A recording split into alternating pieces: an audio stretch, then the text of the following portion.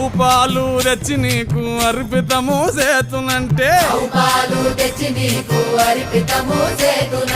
ఆవు పాలన లేక దూడల ఎంగిల్లంటున్నావు శంభో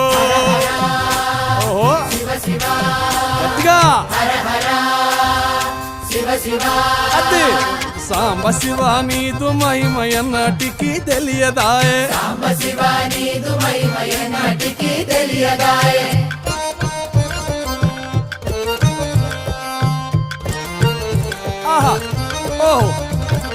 తుమ్మి పూలు తెచ్చి నీకు తుష్టుగా పూజిస్తున్నంటే కొమ్మ కొమ్మన కోటి తుమ్మెదలెంగిలంటున్నావు శివ